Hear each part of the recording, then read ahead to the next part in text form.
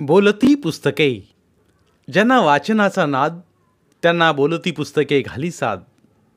आमचं channel subscribe करा आणि सबस्क्राईब करायला इतरांनाही सांगा. नमस्कार श्रोते मित्र हो, बोलती पुस्तके सादर करीत आहे लेखिका सौ मिनल वसमतकर लिखित कादंबरी झनत्कार भाग 4. दुपारची वेळ होती.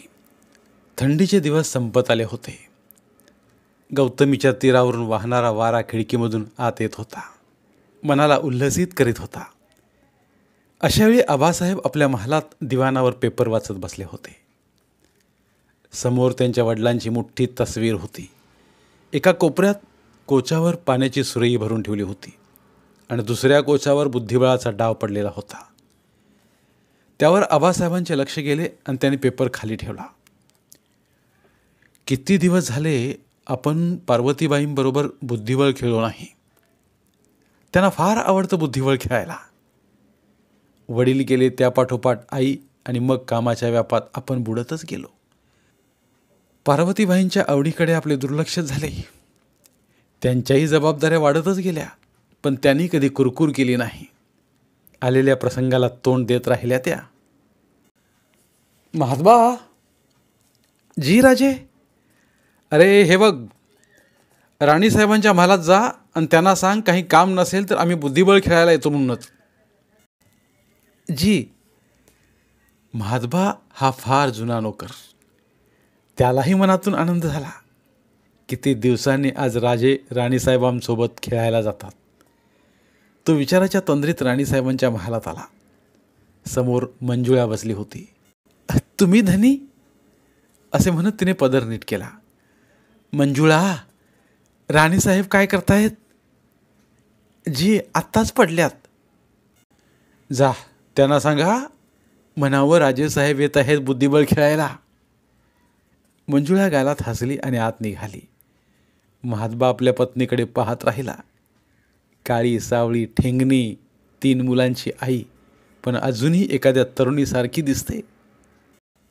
राणीसाहेबांनी सांगितलं या म्हणावं. आबासाहेब पार्वतीबाईंच्या महालात आले तेव्हा पार्वतीबाई लोडाला टेकून समोरच्या हस्तिदंती प्याद्याकडे पाहत होत्या आणि इतक्यात आबासाहेब दुसऱ्या लोडाला टेकत बसून म्हणाले, काय कसला विचार चाललाय आमच्या राणी सरकारांचा? इश, विचार कसला? डाव मांडून तुमचीच तर वाट पाहत होते. मंजुळा म्हणाली की तुम्ही येत आहात बुद्धिबळ खेळण्यासाठी म्हणून. हो, पण तुम्हाला काम तर नव्हतं ना?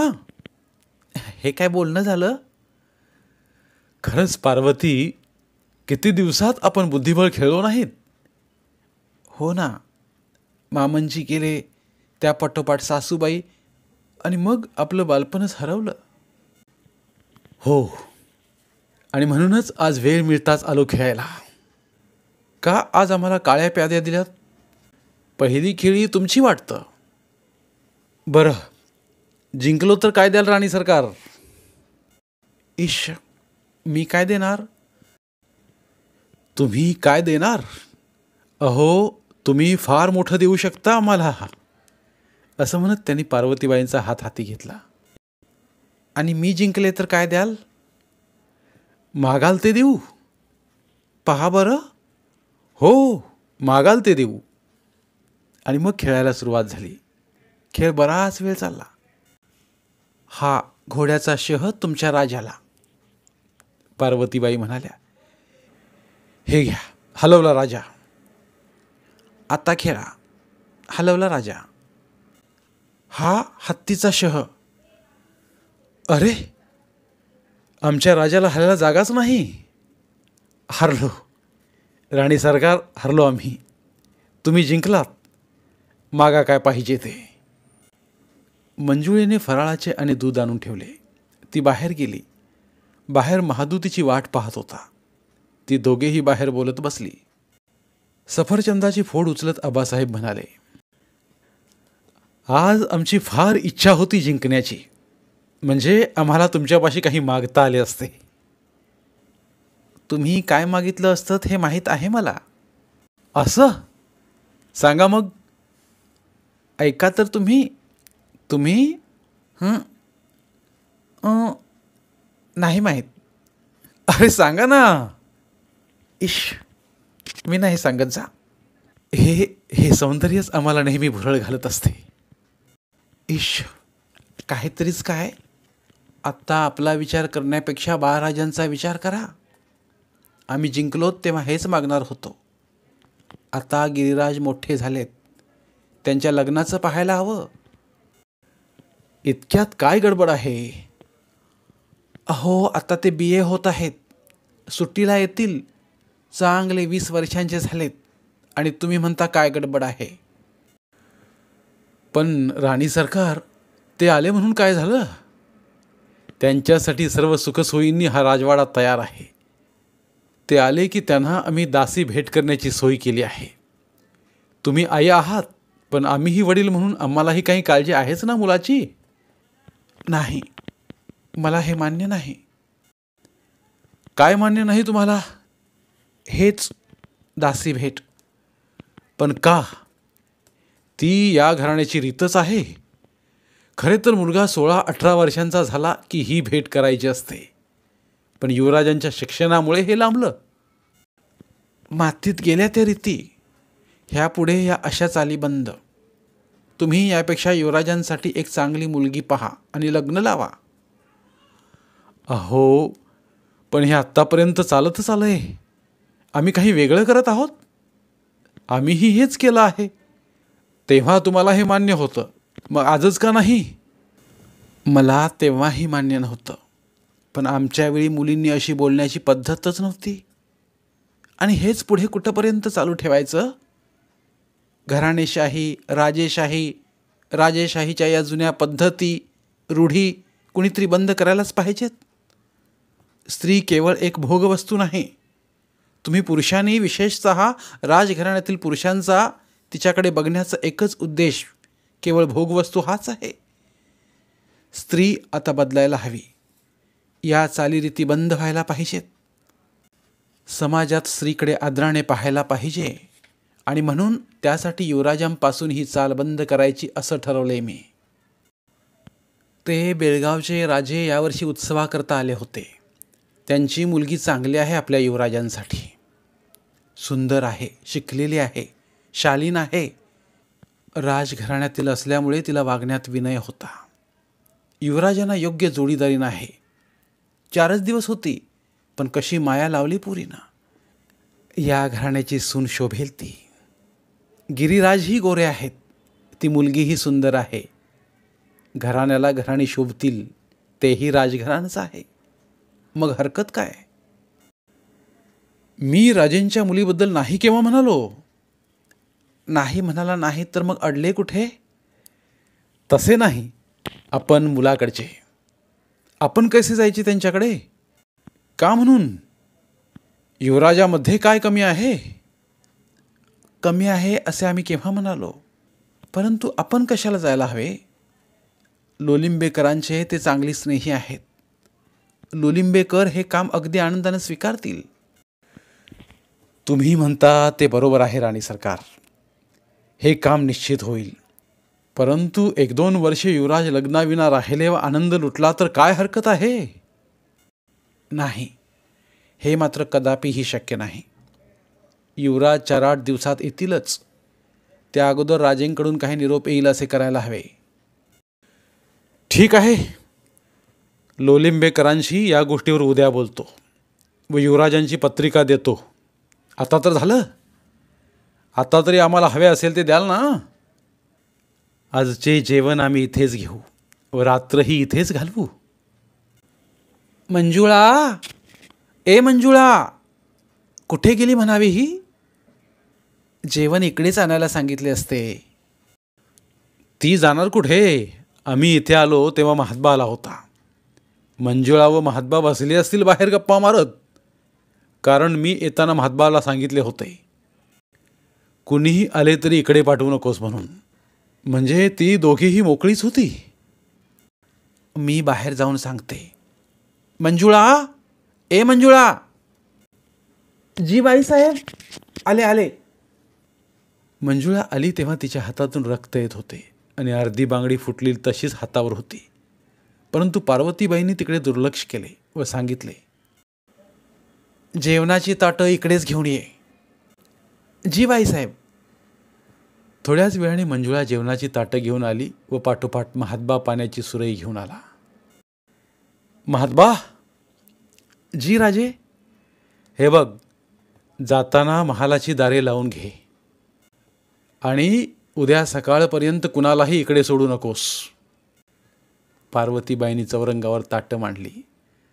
समयीचा प्रकाश महालात सर्वत्र पसरला होता. दोघांची जेवणं झाली. पार्वतीबाईंनी पानाचा डबा घेऊन विडा तयार केला व तो राजेंच्या हातीत दिला. हे काय, विडा हातात देणार? इश्य. इश्य काय, आता इथे कुणी आहे का? असे म्हणत आबासाहेबांनी समयीच्या ज्योती कमी केल्या. खिडकीतून चंद्र डोकावत होता. निशिगंधाचा सुगंध सर्वत्र दरवळत होता. अशा रम्य रजनीच्या सान्निध्यात राजेंनी पार्वतीबाईंना जवळ घेतले. सकाळी राजे सदरेवर आले तेव्हा सदरेवर आज कामकाज काही नव्हते. थोडीफार कामे होती ती त्यांनी आटोपली. पंथ. बोला राजे. लोलिंबेकरांना म्हणावं, आज दुपारच्या जेवणाला इकडे या तुम्ही. स्वतः सांगा त्यांना. सांगतो राजे. दुपारचे 12 वाजले होते. ओसरीवर जेवणाची तयारी चालली होती. इतक्यात महात्बानी सांगितले, राजे, लोलिंबेकर आले आहेत. या या. नमस्कार लोलिंबेकर. आज अचानक बोलावणं केलं? हो, आज जेवायला सोबत कुणी नव्हतं. लोलिंबेकरांनी ओळखलं, आबासाहेबांच्या मनात काहीतरी आहे. पानं वाढलीत महात्बा. चला लोलिंबेकर. दोघेही ओसरीवर गेले. जेवणाचा मेनू साधाच होता. दोघांचीही जेवणं झाली. राजे व लोलिंबेकर खाजगी बैठकीत गेले. नोकराने पानाचा डबा आणून ठेवला. दोघांनीही पान खाल्ले. आबासाहेब, बोला, काय आहे? लोलिंबेकरांनी गोष्ट छेडली. त्याचे काय आहे लोलिंबेकर, की कशाचे काय आहे? बोला. परवा राजेश्वराच्या मंदिरात उत्सवाला तुमच्याकडे बेळगावचे राजे आले होते ना, त्याचे काय? नाही म्हणजे घराणे चांगले आहे. म्हणजे त्यांच्या मुलीबद्दल तर नाही म्हणत तुम्ही? हो, त्यांच्याबद्दलच बोलतो आहोत. द्या टाळी. अहो, उद्या परवा हा विषय तुमच्याजवळ मीच काढणार होतो. राजे उत्सवाला आले तेव्हाच मला युवराजाबद्दल विचारत होते आणि म्हणूनच ते मुलीला बरोबर घेऊन आले होते. त्यांचाही उद्देश हाच होता की मुलगी नजरेखालून जावी. अहो, त्यांनी मला पत्रिकाही दिली आहे आणि ती गेल्या महिन्यापासून माझ्या खिशातच आहे. ही घ्या पत्रिका. अरे, कोण आहे रे तिकडे? जी राजे. उत्तम गुरुला बोलवा आणि पंतांना म्हणावं युवराजांची पत्रिका घेऊन या. थोड्याच वेळात पंत युवराजांची पत्रिका घेऊन आले. त्यापाठोपाठ उत्तम गुरुही आले. या गुरु. बोला, काय काम काढलं? युवराजांची व उमेची पत्रिका पंतांनी गुरुला दिली. गुरूंनी डोळ्यावर चष्मा चढवला व दोन्ही पत्रिका पाहिल्या. वा राजे, पत्रिका छान जुळतात. छान, लोलिंबेकर म्हणाले. पुढचे बोला आता लोलिंबेकर. इतक्यात नोकराने दूध फळे आणून ठेवली. पंत, घ्या दूध फळे. सर्वांनी दूध घेतले. दूध पिऊन झाले. बोला मग आबासाहेब, काय कळवू बेळगावकर राजेंना? त्यांना असे सांगा, मुलीला घेऊन इथेच या. युवराज गुरुवार येणार आहेत. सोमवार सांगा त्यांना मुलीला घेऊन यायला. दिवाळी जवळ आली. कांचनगडच्या राजवाड्यात रंगरंगोटी सुरू झाली. राजेश्वराच्या मंदिरालाही रंग दिला. कॉलेजला सुट्ट्या लागल्या. युवराज सुट्टी करता घरी आले. कांचनगड आनंदून गेले होते. दिवाळीची तयारी जोरात सुरू होती. अशातच एक दिवस बेळगावचे राजे यांचे पत्र आले. तुम्ही अश्विनी पौर्णिमेला आमची मुलगी पाहण्यासाठी यावे. आम्ही आणण्यासाठी रीतसर माणूस पाठवत आहोत. बेळगावच्या राजाची उमा म्हणजे साक्षात लक्ष्मी होती. 16-17 वर्षांची उमा सुंदर होती. कुरळे केस, गुलाबी, गोरी, सुडोल बांधा. तारुण्यात नुकतीच पदार्पण केलेली उमा अंगापिंडाने चांगलीच भरली होती. गिरिराजांना उमा पसंत पडली आणि परीक्षा झाल्यानंतर वैशाखात लग्न करायचं ठरलं. देण्याघेण्याची बोलणी झाली. आबासाहेबांची इच्छा होती लग्न कांचनगडला करण्याची, परंतु राजेंची ही एकच मुलगी असल्यामुळे लग्न बेळगावला व्हावे अशी इच्छा होती. शेवटी लग्न कांचनगडला ठरलं. दिवाळी आली. आनंदाने नाहून निघाली. साखरपुडा झाला. दिवाळी संपली, सुट्टी संपली. गिरिराज पुन्हा अकालगडला गेले. पण आता ते पूर्वीसारखे अकालगडला रमले नाहीत. त्यांचे लक्ष उमेकडे लागले. गिरिराज, ए गिरिराज, बोल बोल विजयकुमार, केव्हा आलास? अरे मी केव्हाच आलो आहे. तू आपलं पुस्तक हातात घेऊन मग्न. एवढा अभ्यास कधीपासून करायला लागला आहेस? बघू तरी कुठलं पुस्तक आहे? नाही विजू. का? माझी इच्छा. बघू दे म्हणतो गिरिराज. नाही बघू देणार. नाही बघू देत, नाही बघू देत असं म्हणत विजयने पुस्तक गिरिराजच्या हातातून ओढलं. त्या सरशी उमेचा फोटो खाली पडला. हा अभ्यास चालला होता म्हणायचा तर. तरीच एवढा मग्न झाला होतास?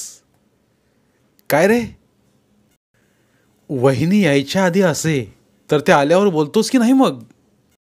जाऊ दे विजू, आपण कुठेतरी बाहेर जाऊ. आणतो फोटो. नाही दिला तर काय करशील? ओढून घेईन. घे बाबा, वहिनी सुंदरच आहे. का नाही तू असा होणार? चल चल जाऊया. दोघेही बाहेर गेले. बघता बघता मार्च एप्रिल आला. परीक्षा जवळ आल्या तसे विद्यार्थी अभ्यासात कडून गेले. प्रत्येक विद्यार्थी हातात पुस्तक घेऊन बसलेला होता. कुणी टेकडीवर, कुणी झाडाखाली, कुणी कॉलेजातील बागेत. परीक्षा संपल्या.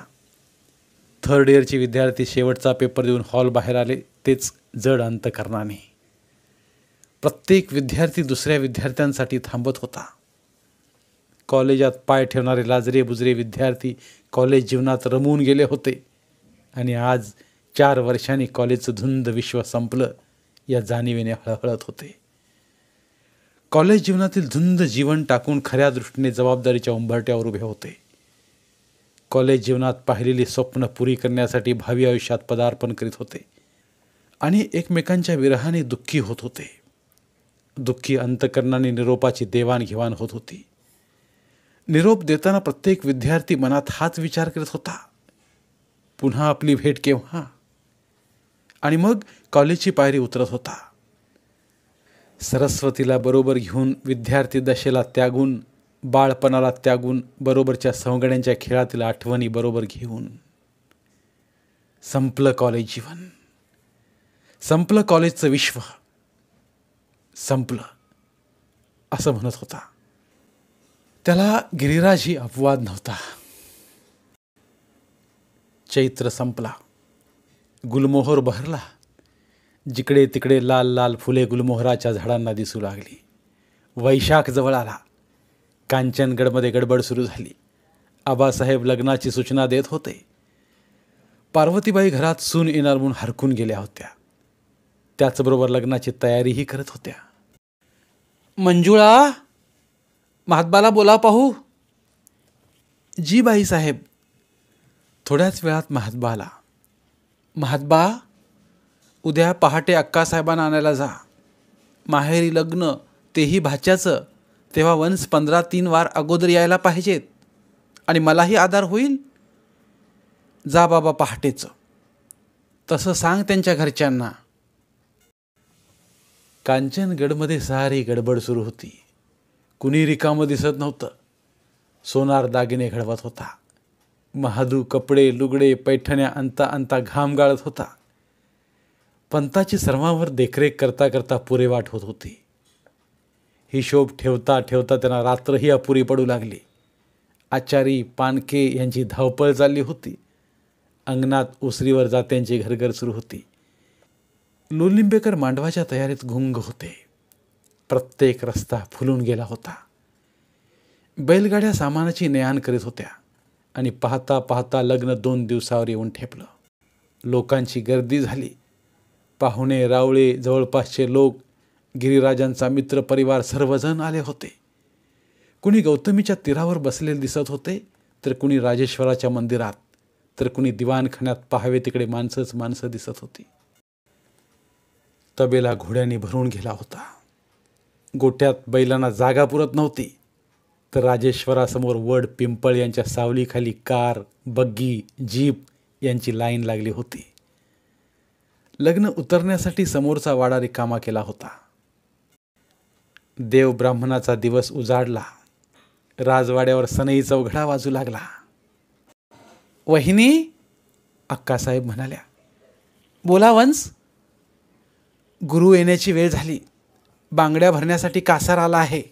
आता गिरिराजाला मित्रांच्या घोळक्यातून बोलवावे व न्हाणे आटोपावीत. कोण आहे रे तिकडे? युवराजांना इकडे यायला सांगा. एका मोठ्या दालनात गिरिराज आपल्या मित्रपरिवारासह थट्टा मस्करी करत बसले होते. गिरिराज, तू आजचा दिवस आमचा आहेस. एकदा का वहिनी आल्या की बोलणार सुद्धा नाहीस, विजू म्हणाला.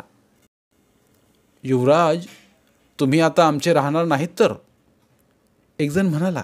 इतक्यात नोकराने येऊन सांगितले. युवराज, तुम्हाला राणीसाहेबांचा बुलावा आहे. आलो म्हणून सांग, असं म्हणत ते उठले. यार, अब देख कैसा जा रहा है. विजू, तू गप्प बस. हं, गप्प का म्हणून बसू? हा बघ, तुझ्याबरोबरच निघालो. तू जिथे जाशील ना तिथे मी तुझ्याबरोबरच, असे म्हणत विजयकुमार उठले. दोघेही बोलत बोलत ओसरीवर आले. न्हाण्याची सर्व तयारी झाली होती. ओसरीखालच्या अंगणात आबासाहेब व पार्वतीबाई गिरिराजांची वाट पाहत होते. बसा युवराज, वहिनी आणि आबासाहेबांच्या मधल्या पाटावर. 5 सुवासिनींनी हळद लावून त्यांना स्नान घातले व मग मुहूर्त झाले. युवराजांना मुंडावळी बांधून कुलस्वामिनीच्या व राजेश्वराच्या दर्शनास नेले. दुपारी ओसरीवर ब्राह्मणांची पहिली पंगत उठली व नंतर आलेल्या पाहुण्यांची. मोठ्या थाटात जेवणं झाली. आबासाहेब स्वतः जातीने पाहुण्यांची आल्या गेल्यांची व्यवस्था झाली की नाही ते पाहत होते. संध्याकाळ झाली.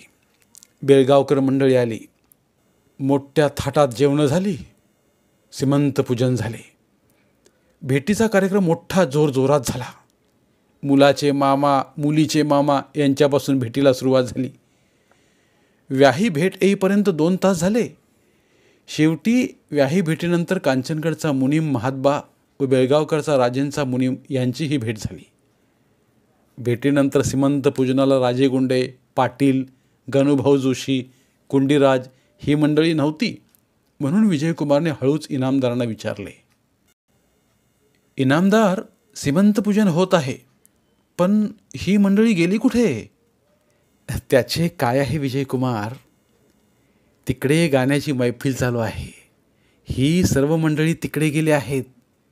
तुमचा कोणी मित्र शौकीन असेल तर त्यांना नेऊन बसवा. तो समोरचा वाडा दिसतो ना, तिथे. इनामदार, पण सीमंत पूजन सोडून गाण्याची मैफिल? होय विजयकुमार, तोही या लग्नाचाच एक भाग आहे असं समजलं जातं. आम्हा संस्थानिकामध्ये तशी रीतच आहे, इनामदार म्हणाले.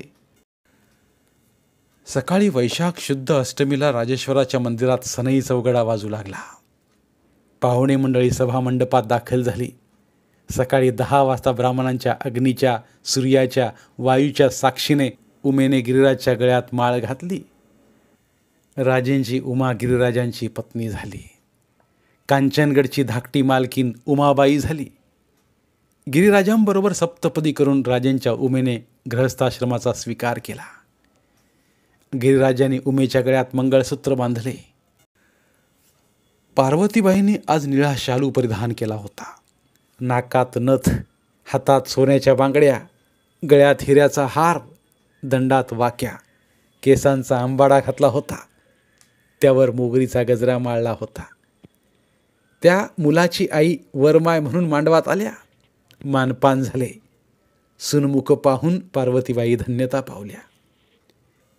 साडे झाले आणि लक्ष्मीपूजनासाठी नवरा नवरी कांचनगडच्या महालात निघाली. लेझिम बँड यांच्या गाजावाजात बग्गीतून नवरा नवरी महालापाशी आली. सुहासिनींनी पाण्याच्या घागरी नवरा नवरींच्या पायावर रिचवल्या.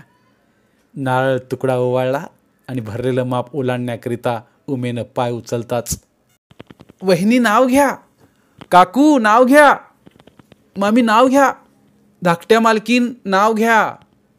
सर्वांनी एकच गोंधळ केला. उमेनं सासूकडं पाहिलं. सासूने नजरेनंच होकार दिला आणि उमेनं नाव घेतलं. सप्तपदीच्या 7 पावलावर शपथा घेतल्या 7, गिरिराजांसाठी पाऊल टाकते कांचनगडच्या घरात. युवराज, आता तुम्ही नाव घ्या. पत्नीला घेऊन घरात पाऊल टाकता आहात तेव्हा तुम्हाला नाव घ्यायलाच हवं.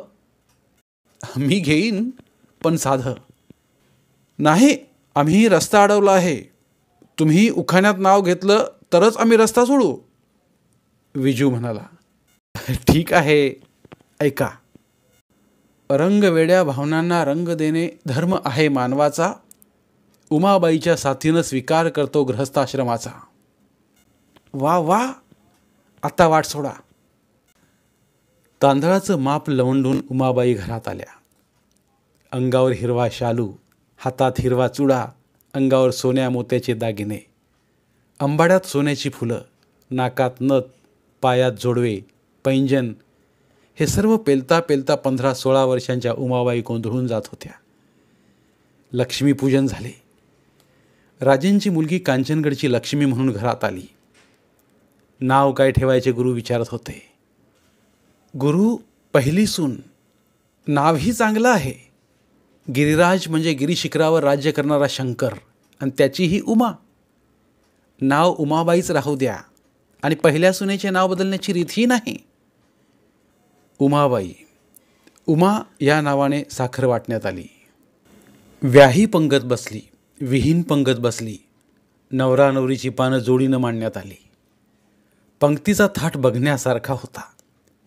चंदनाचे पाट बसायला, टेकायला समोर चंदनाचे चौरंग, त्यावर चांदीच्या ताट वाट्या, तांबे पेले, रंगीत रांगोळ्या, ताटाभोवती मोत्याच्या कमानी, प्रत्येक चौरंगावर एक चांदीची समई, उदबत्तीचे घर. अशा थाटात पंचपक्वानाची पंगत बसली. जेवणं झाली. बाहेरही सकाळपासून पंक्ती उठतच होत्या. इकडे मांडवात मंडळीच्या गप्पा रंगल्या होत्या. काय इनामदार, काय हा थाट. तुम्हा राजे लोकांची लग्न म्हणजे नुसता पैशाचा नासाड आहे. तिकडे गरीब दुपारच्या भाकरीला महाग आहेत आणि तुम्ही लोक नुसत्या फुलासाठी, तेही रस्त्यावर टाकण्याकरता हजारो रुपये खर्च करता. काही गरज होती का राजेश्वराच्या महालापर्यंतच्या रस्त्यावर फुलं टाकण्याची? विजू म्हणाला. विजयकुमार, या देशातील गरिबी कधीही कमी होणार नाही. कारण इथे लोकांना श्रम नको, पैसा पाहिजे, भाकरी पाहिजे. अहो, दारावर भिकारी येतो, चांगला धडधाकट असतो, पण त्याला काम करावे वाटत नाही. नुसती भाकरी पाहिजे. अहो, ती 4 कामे केली तर काय होते? देशपांडे म्हणाले. तुम्ही म्हणता ते बरोबर आहे देशपांडे. अहो, या देशात लोकांना वेळेचं महत्त्वच नाही, काम नको. आणि म्हणूनच सावरकरांच्या जीवनातील सर्वात संस्मरणीय घटना म्हणजे ब्रिटिश शासनाच्या तावडीतून मुक्त होण्यासाठी त्यांनी केलेले प्रयत्न आणि त्यांचे धैर्य. भारतातील तरुण नेहमीच त्यांच्या धैर्याचे पोवाडे गातील, परंतु त्यांच्या एका ध्येयासाठी मला परम आदर आहे. ते अत्यंत अल्पावधीत साध्य केले पाहिजे. ते ध्येय म्हणजे हिंदूंची संघटना. देशातील हिंदूंनी अत्यंत बलवान झाले पाहिजे, तरच या देशात शिस्त आणि पैसा या दोन्ही गोष्टी दिसतील. नसता मग विजयकुमार तुम्ही म्हणता तसे आम्हा संस्थानिकांचे असेच चालणार. गरीब गरीबच राहणार. दुपारच्या भाकरीसाठी वनवन फिरणारे तर दुसरीकडे अफाट पैसा खर्च होणार. याला याच देशातील लोक जबाबदार आहेत. इनामदार म्हणाले, काय चालले आहे मंडळी? सर्व व्यवस्था नीट आहे ना? आणि काय हो देशपांडे, काय म्हणतात इनामदार? आबासाहेब म्हणाले, त्याचं काय आहे आबासाहेब? त्यांचे म्हणणे आहे हिंदूंची संघटना हवी, तरच या देशातील दारिद्र्य कमी होईल, नसता नाही. देशपांडे म्हणाले, त्याचं काय आहे इनामदार? उद्याच्या हिंदी राष्ट्रात कुठल्याही गोष्टीत महत्त्व न देता आम्ही सर्व स्वतःला एक संघटित हिंदी समजतो. इतके दिवस हे ज्ञान आम्हास न उमगल्याने आम्ही एक संघटित हिंदी राष्ट्र निर्माण करू शकलो नाहीत. आबासाहेब म्हणाले, काय विजयकुमार, पटले का? इनामदार म्हणाले, बरं ते जाऊ द्या, पण मघापासून विचारीन म्हणतो, आपले पाटील राजेगुंडे चिंतामणीकर दिसत नाहीत. देशपांडे म्हणाले, ते तिकडे गाण्याच्या मैफलीत रंगलेत, त्यांची व्यवस्था लावूनच मी तुमचा समाचार घेण्यासाठी इकडे आलो. आबासाहेब म्हणाले, त्याचं काय आहे देशपांडे? आपण बौद्धिक फालतू टरटर करतो, त्यातून काहीही निघत नाही, पण माणसे मात्र कंटाळतात. आपल्या ह्या फालतू बकबकीतून काय निष्पन्न झाले? ना करमणूक, ना हिंदूंची संघटना. पण त्या लोकांची निदान करमणूक तरी झाली. इनामदार म्हणाले, बाकी हे मात्र खरे हं विजयकुमार. जाऊ द्या आबासाहेब, लग्नाचे कार्यक्रम कुठंपर्यंत आलेत? देशपांडे म्हणाले, सर्व आटोपले. लग्न उद्या जाणार, लांबचा पल्ला आहे. मीच म्हणालो उद्या सकाळी जा म्हणून, त्यांची गडबड चालली होती. आणि त्याचे काय आहे आबासाहेब? संस्थानिकांची लग्न अशी 1-2 दिवसात आटोपायलाही नकोत नाही का? राजे प्रथमच बोलत होते. हे मात्र खरंच हं, तुम्हा लोकांची लग्न ही 3-4 दिवस चाललीच पाहिजेत, नसता आमच्यासारख्यानं कुठली करमणूक. विजयकुमार म्हणाले, आबासाहेब सर्व लोकांची जेवणं आटोपलीत, पण जरा इकडे या. लोलिंबेकर म्हणाले, आहे लोलिंबेकर इकडे या. देशपांडे म्हणाले, माफ करा देशपांडे साहेब, आलो असतो, पण जरा महत्त्वाचं काम आहे. लोलिंबेकर म्हणाले, बरोबर आहे त्यांचं देशपांडे, त्यांना 2 दिवस कामातून वेळ कसला मिळणार? कारण आबासाहेबांची सर्व भिस्त त्यांच्यावरच. त्यांच्या गावाचं लग्न म्हणजे इकडे घरचेच लग्न समजले जाते, त्यामुळं त्यांना काम असणारच. इनामदार म्हणाले, दुसरा दिवस उजाडला. लग्न निघण्याची तयारी झाली. सर्व मंडळींचे देणे घेणे झाले. आबासाहेब निघतो आम्ही. माझी मुलगी तुमच्या पदरात घालतो आहे. काही चुकलं सवरलं तर आपल्या मुलीप्रमाणे सांगा उमेला. राजे म्हणाले, असे का म्हणता राजे? आपल्याकडे कमीपणा का घेता? आमचा मुलगा म्हणूनच ना. तुमची मुलगी या घरी आली धन्य आहे. मुलीच्या वडिलांना स्वतःच्या पोटचा तुकडा तोडून द्यावा लागतो. जिला हाताखांद्यावर खेळवलं तिला देणं ही जगाची रीतच आहे. उमा या घरची लक्ष्मी आहे. ती या घरात राहील ती मानानेच. तुमचा राजवाडा तिच्या चिमुकल्या पायांतील घुंगरू वाळ्याने निनादला असेल, पण कांचनगडचा राजवाडा तिच्या चुड्याने निनादेल. तिची काळजी करू नका. आई म्हणून उमाबाई आईच्या गळ्यात पडली. 16 वर्षांची पोर. तिचे डोळे पदराने पुसता पुसता आईचा पदर अपुरा पडला. क्षणभर सारा राजवाडा त्या मायलिकींच्या भेटीने भारावून गेला. पण दुसऱ्या क्षणी पार्वतीबाई पुढे झाल्या आणि आपल्या पदराने त्याने सुनेचे डोळे पुसले. पोरी, पुसते डोळे. अगं, या घरात मीही तुझ्यासारखीच आले होते. मी समजू शकते तुझ्या भावना. मी आहे तोपर्यंत तुला का काळजी? अगं, एका वेलीवर उगवलेली कळी ही झाडावरच राहत नाही. तिचं फूल होते ते कोणाला तरी वाहण्यासाठी. ही जगाची रीतच आहे. पोरी, पुस डोळे. असं म्हणत पार्वतीबाईंनी उमेला आपल्या कुशीत घेतलं. लग्न निघालं. लग्नाच्या गाड्या लांब जाईपर्यंत मंडळी उभी होती. नंतर परत आली. पंथ, जी राजे. अहो, ज्याचे त्याचे आहेराना मांडवात लोक जाण्यासाठी परवानगी मागत आहेत. बरे राजे.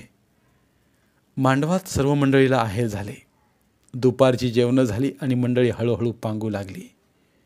देवधर्म झाले आणि राजे पंतांशी बोलत बसले होते. इतक्यात एक नोकर आला. महाराज, बाईसाहेबांचा बुलावा आला आहे पंतांना. बरं आहे, जा पंत. राणीसाहेबांनी कशाला बोलवलं आहे ते पहा. चला चला, आम्ही येतो तुमच्याबरोबर. दोघेही बोलता बोलता पार्वतीबाईंच्या महालापाशी आले. अगं बाई, मंजुळा, महाराज आले वाटतं. बरं झालं, जा युवराजांना सुनबाईला बोलाव. बोला राणीसाहेब, काय काम काढलं? असं म्हणत पंत व राजे लोडाला टेकून बसले. नाही म्हटलं, सर्वांची आहेर झाली, पण काम करणारी मंडळी राहिली. त्यांना आज युवराजांच्या व सुनबाईंच्या हाताने लुगडी चोळी व शर्ट धोतर जोडी द्यावी. कसं म्हणता? ठीक आहे, मी घेऊन येतो. असे म्हणत पंत उठले. मंजुळा, ए मंजुळा, अगं युवराजांकडे गेली होतीस का? जी, येत आहेत दोघंवी. मग महात्बाला सांग म्हणावं कामकरी लोकांना बोलवा. जी. महाराजांपुढे दूध ठेवत पार्वतीबाई बसल्या. हे काय, एकच दुधाचा पेला? तुम्ही नाही घेत? आबासाहेब म्हणाले. नाही, युवराज व सुनबाई येतील ना, त्यांच्यासोबतच घेईन. ठीक आहे, आम्ही तेव्हाच घेऊ. काय झाले ना मनाजोगे? मिळाली ना सून चांगली मनाजोगी? असे बोलत असतानाच मंजुळा आली. युवराज व धाकट्या वहिनीसाहेब येत आहेत म्हणून तिने सांगितले. या युवराज, या सुनबाई. युवराज व उमाबाई आत आले. त्यांनी दोघांनाही नमस्कार केला. चिरंजीव भव, सौभाग्यवती भव. बसा युवराज. गिरिराज टेकून बसले. उमाबाई पार्वतीजवळ उभ्या राहिल्या, डोक्यावर पदर घेऊन. मंजुळीने दूध व फळे आणून ठेवली. घ्या गिरिराज, खूप दिवसांनी आमच्याबरोबर फळे दूध घ्यायला आलात. असे म्हणत आबासाहेबांनी सफरचंदाची फोड उचलली. सूनबाई, बसा तुम्ही. उभ्या का? सर्व माणसं आपलीच आहेत. या माझ्याजवळ बसा. दूध घ्या, फळे घ्या, पार्वतीबाई म्हणाल्या. उमाबाई सासूजवळ खाली मान घालून बसल्या. सर्वांचे दूध घेऊन झाले. इतक्यात पंत व 2 नोकर डोक्यावर संदूक घेऊन आले. त्यापाठोपाठ महात्बा व काम करणारी पुरुष मंडळी आणि बायका होत्या. चला युवराज, अंगणात या लोकांना आहेर द्या. सुनबाई, तुम्हीही चला. द्या पंत, काढा आहेर यादीप्रमाणे. सुरुवात करा महात्बापासून. पंतांनी एक धोतर जोडा शर्टाचे कापड काढले. एक 9वारी पातळ काढले. मुलांचे कपडे आणि त्यावर एक अंगठी ठेवली. घ्या युवराज, द्या महात्बाला.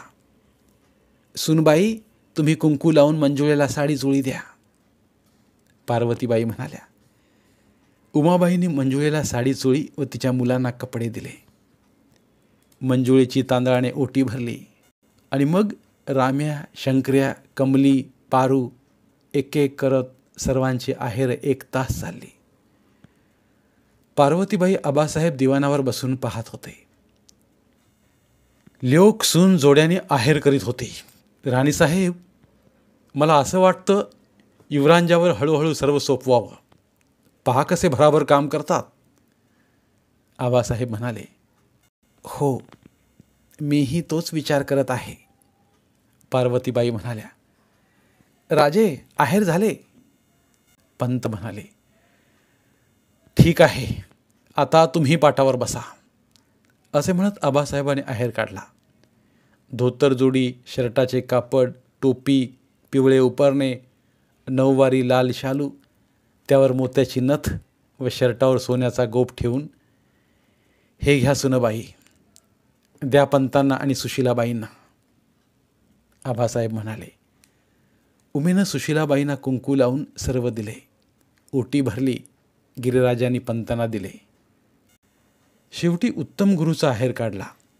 तांबडा कद, धोतर जोडी, उपरणे, टोपी, त्यांच्या पत्नीला नऊवारी पातळ, मंगळसूत्रे, जोडवे, मुलांना कपडे हे सर्व गिरिराजांनी उत्तम गुरूंना दिले. उमाबाईंनी व गिरिराजांनी गुरूंना नमस्कार केला. चिरंजीव भव, सौभाग्यवती भव. अशा रीतीने कांचनगडच्या युवराजांचे लग्न पार पडले. लोक आपापल्या कामाला लागले. धन्यवाद. उर्वरित कादंबरी पुढील भागात. मराठीतील प्रतिभावंत लेखकांचं साहित्य, कथा, कादंबऱ्या ऐकण्यासाठी आमचं बोलती पुस्तके हे चॅनल सबस्क्राईब करा आणि मराठी साहित्याचा प्रसार करण्यासाठी प्रत्येक मराठी माणसाला सबस्क्राईब करण्यासाठी आवाहन करा आणि बोलती पुस्तके या साहित्य चळवळीत सहभागी व्हा. आपले पुन्हा एकदा धन्यवाद.